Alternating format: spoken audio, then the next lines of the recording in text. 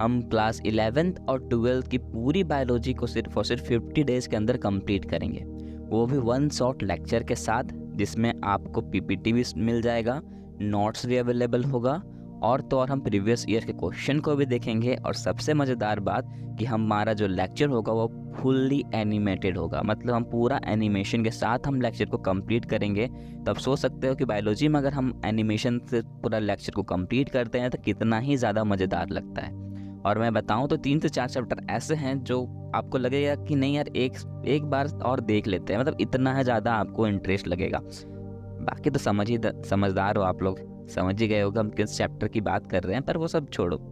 दिक्कत आती है कि एनसीईआरटी से ही पढ़ना है या फिर हम अलग से कोई बुक ले लें। तो यार मेरे अकॉर्डिंग तो आप एनसीईआरटी पढ़ो, और मैंने जो नोट्स बनाया है वो सिर्फ और सिर्फ एनसीईआरटी बेस्ड ही बनाया है। तो क्वेश्चन आपके दिमाग में आते होंगे कि हमें कैसे पढ़ना चाहिए, कब पढ़ना चाहिए, एक्सेट्रा, ऐसा बहुत सारे क्वेश्चन आते हैं दिमाग में, राइट? आते ही होंगे आपके दिमाग में भी अगर आप पढ़ना चाहते होगे तो यार देखो, मेरे अकॉर्डिंग तो सबसे पहले आप एक टाइम टेबल बना लो। पढ़ाई का नहीं, मतलब पढ़ाई के अलावा जो आप बेकार का जो काम करते हो, मतलब उस सब का टाइम टेबल बनाओ। पढ़ाई का कोई टाइम टेबल नहीं बनाना चाहिए। अब खुद सोचो, अगर कोई चिड़िया उड़ने के लिए टाइम टेबल बनाएगी कि हाँ मैं इतने से इतना बजे तक उड़ूंगी, तो वो चलेगा क्या? नहीं चलेगा। तो यार हम इंसान हैं, अगर हम पढ़ाई के लिए टाइम टेबल बनाते हैं फिर क्या फ़ायदा है यार? हम पढ़ाई के अलावा क्या करते हैं उसका टाइम टेबल बनाना चाहिए कि हमें उसके अंदर इस काम को ख़त्म कर देना है। फिर भी बहुत लोग ऐसे हैं जो मतलब चाहते हैं कि सर हम अभी स्टार्टअप करना चाह रहे हैं कि हमें पढ़ना है किसी भी तरह धीरे धीरे करके। तो हाँ, आप पूरा टाइम टेबल बनाओ कि आप कितने बजे से कितने बजे तक क्या काम करते हो। जैसे कि मैं जो उठता हूँ 7 बजे, तो मैंने टाइम टेबल बनाया है, मेरे को उतना बजे उठ जाना है, 8 बजे तक ब्रेकफास्ट कर लेना है, उसके बाद पढ़ाई करनी है, फिर कुछ करना है, मतलब इस तरह मैंने टाइम टेबल बनाया है। तो आप भी उसी तरह एक काम कर सकते हो, एक टाइम टेबल बना सकते हो।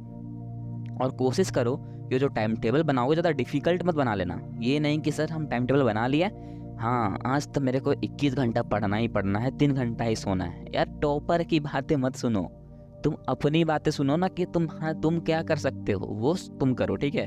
तो ज़्यादा डिफ़िकल्ट मत बनाओ स्टार्टिंग में, और जो भी तुम टाइम टेबल बनाते हो उसको कम से कम 21 दिन तक तो फॉलो करने की हिम्मत रखो। इसलिए मैं कह रहा हूँ कि ज़्यादा डिफ़िकल्ट टाइम टेबल सेट मत कर लेना, है ना? तो 21 डेज़ तक उसको फॉलो करोगे तो वो आपको आदत हो जाएगी कि हाँ अब इस टाइम हमें पढ़ना है तो पढ़ना ही है, right? I know it's a very difficult task, but क्या कर सकते हैं यार, कुछ पाने के लिए कुछ खोना भी पड़ता है। और मैंने भी यही किया था, है ना?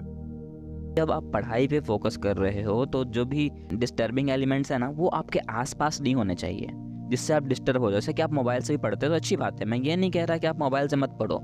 मोबाइल से पढ़ते हो तो जितने भी नोटिफिकेशंस आते हैं उसको कम से कम ऑफ कर लिया करो। ओके, अगर आप उसको ऑफ कर लोगे तो आपको कोई भी दिक्कत नहीं आएगी, चाहे आप नोट्स लिख रहे हो, लेक्चर्स देख रहे हो, तो आपको दिक्कत नहीं होगी। वरना पता चला कि यार हम अभी पढ़ रहे हैं, थोड़ा सा रील्स देख लेते हैं, अरे देख लेते हैं 15 मिनट देखेंगे, पता चला 15 मिनट के चक्कर में आपने आधा घंटा वेस्ट कर दिया। फिर जैसे आपने पढ़ाई करना शुरू किया तो चला कि कोई भी एंजल, रीमा, सीमा जो भी है उसका मैसेज आ जाता है आपको, आप चले गए आप फेसबुक खोलने। इस तरह का चीज़ नहीं होना चाहिए। अच्छे से का मतलब है कि अगर आप पढ़ाई कर रहे हो तो सिर्फ उस टाइम पढ़ाई करो। ओके, तो ये एक टाइम टेबल था जो आपको बनाना है। अब हम बात करते हैं कि हम चैप्टर्स को कंप्लीट कैसे करेंगे, राइट? तो सबसे पहले चैप्टर हम पढ़ेंगे ह्यूमन रिप्रोडक्शन का, जो कि बहुत इंटरेस्टिंग है, राइट? तो कुछ इंटरेस्टिंग से ही शुरू करना चाहिए, तभी तो मज़ा आएगा। और ह्यूमन रिप्रोडक्शन मैं इसलिए पढ़ा रहा हूँ क्योंकि उसके अंदर हम पूरे ऑर्गेनिजम्स को जान लेंगे, हमारा क्या फंक्शन होता है वो भी देख लेंगे, राइट? इसलिए मैंने ह्यूमन रिप्रोडक्शन को स्टार्ट किया है।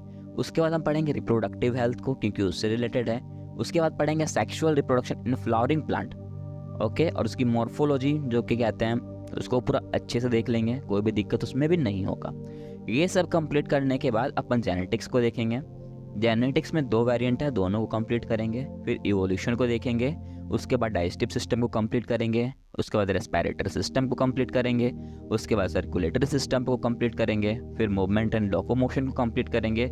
ये सब कंप्लीट करने के बाद हम आ जाएंगे इकोलॉजी पे। इट मीन्स अब बॉटनी का लेक्चर शुरू। पर बॉटनी में भी ऐसा नहीं है कि सब सारे लेक्चर्स बोरिंग होते हैं। बॉटनी में भी बहुत लेक्चर ऐसे हैं जो आपको बहुत इंटरेस्ट दिलाएंगे। और ये जो इकोलॉजी है ना, बेकार में आप लोग सोच डर जाते हो इसको देख करके यार। बहुत ही सिंपल चैप्टर है और मज़ेदार चैप्टर है। कैसे वो हम जब कंप्लीट करेंगे तो आप देख ही लोगे। उसके बाद हम पढ़ेंगे सेल बायोलॉजी, इसके अंदर 2 चैप्टर्स आते हैं। फिर पढ़ेंगे प्लांट फिजियोलॉजी, इसके अंदर 4 चैप्टर्स देखने को मिलेंगे। उसके बाद हम पढ़ेंगे प्लांट ग्रोथ एंड डेवलपमेंट, इसके अंदर 2 चैप्टर्स हैं। उसके बाद एनाटॉमी आएगा। उसके बाद प्लांट किंगडम पढ़ेंगे, जो कि सबको लगता है कि ये बहुत डिफ़िकल्ट है, पर मेरी बात मानो यार, ये बहुत इंटरेस्टिंग है। कोई भी इसमें लोड लेने की ज़रूरत ही नहीं है। आप ऐसा कभी मत सोचो कि हम प्लांट किंगडम को पढ़ रहे हैं, ऐसा सोचो कि यार हम एक चैप्टर ही तो पढ़ रहे हैं बायोलॉजी का, राइट। और ये इंपॉर्टेंट है, ये भी है, आपको पढ़ना ही पड़ेगा। आप नहीं पढ़ोगे तो भैया नीट में क्या करोगे, है ना। तो पढ़ना तो पड़ेगा ही। तो उसके बाद हम पढ़ेंगे एनिमल किंगडम, उसके बाद हम पढ़ेंगे बायोमोलिक्यूल्स, और उसके बाद हम पढ़ेंगे बायोटेक्नोलॉजी।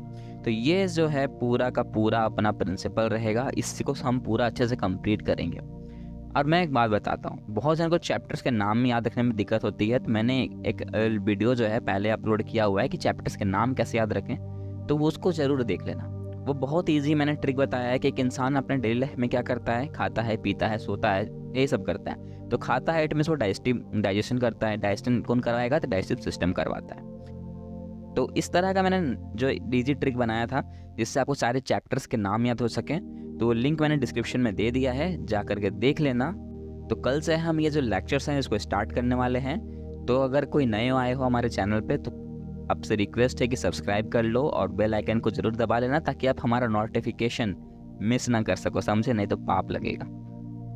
हाँ बोल सकते हैं यार, कुछ तो बोलूँगा ना, ताकि आप कम से कम सब्सक्राइब तो कर लो। खैर जाने दो, पर मैं सच में कह रहा हूँ कि अगर आप नए हो तो हमारे चैनल को सब्सक्राइब कर लेना और बेल आइकन को ज़रूर दबाना।